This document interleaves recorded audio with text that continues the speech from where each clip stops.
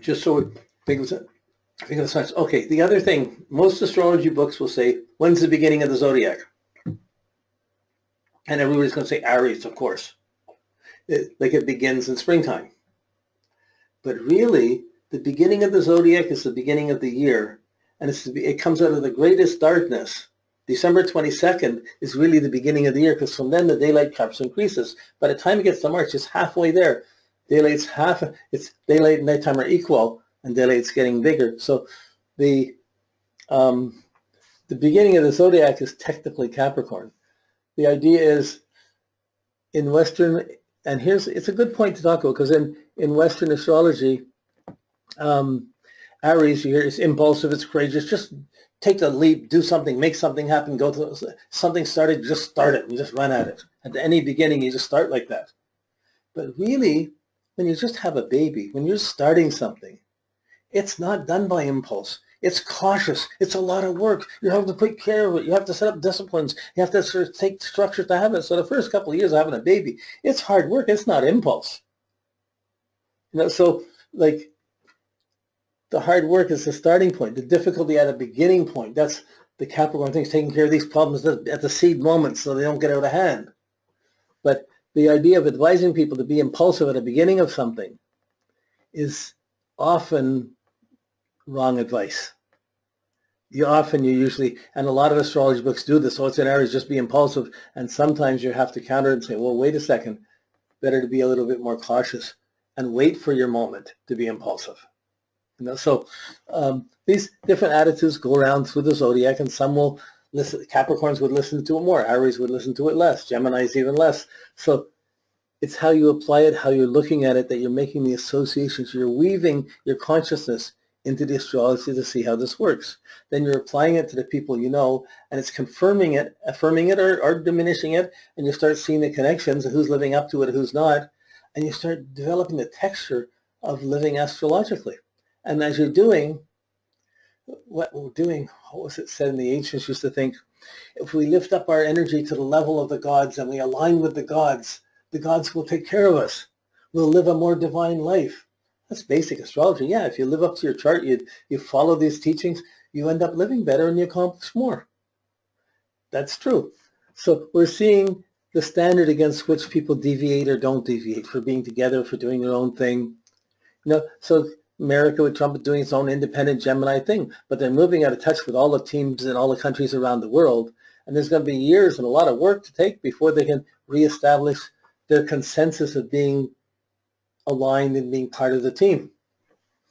So, okay, I'm rambling on here, but we'll start with Capricorn, and that's from the beginning of the year, the greatest darkness. So in our calendar, it starts on January 1st, our year, but really the year starts December 22nd, before Christmas, the greatest darkness. That's the most sensitive, darkest time of the year.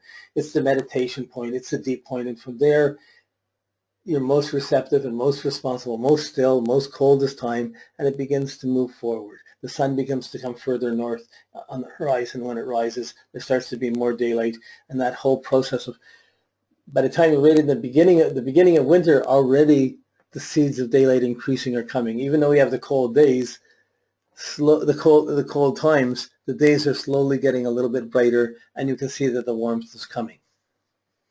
Okay. So Capricorn is right at this cold time in winter. You have a baby in Capricorn. What happens? The baby's at home. You don't take the baby outside to play. You're binding it up. You're wrapping it up. If it has to poop or whatever, you have to clean it up right away. You can't leave it there. It stinks. It affects everyone. So it's really have to be very efficient if you have a kid in the wintertime. So Capricorns tend to be this efficient stuff. They want to take care of things before they build up. They want to be responsible. It doesn't pile up, and they have a whole huge workload to do. They want to take care of it so it doesn't pile up like that. And because they do that, they develop a discipline, and that discipline helps them work with others. They seem inhibited or cautious to other people, but they're actually being very practical and waiting their time. So there's an inhibition in the winter signs, in Capricorn especially, but also in Aquarius. There's sort of, but Capricorns, they listen, they can hear anything that's happening. If somebody's taking an independent movement or something's happening, they're listening to see how it would affect them. what's going on? How's it going to be affected? And they're trying to be prepared or defensive to be dealing with anything that comes up. So that's the caution and the practicalness of Capricorn. They'll do it in a relationship, they'll do it in a job, but their quality of listening is incredible. Many musicians have Capricorn. Elvis, the king. But many people have this special quality of listening, but because it's formal, they're not always encouraged to do that when they're younger.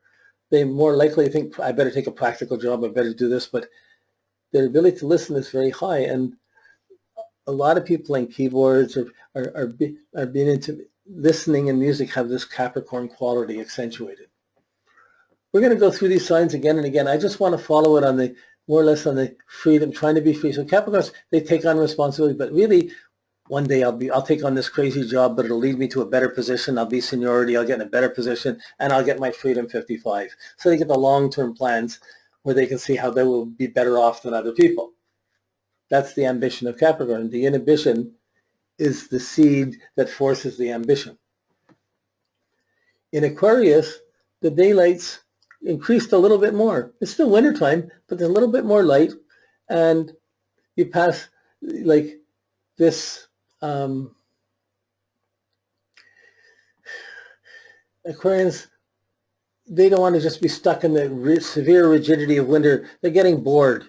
So they want to see who's doing something, talk to people, what are you doing, what's happening. They enjoy the company of others because it's stimulating ideas while it's still cold and difficult outside.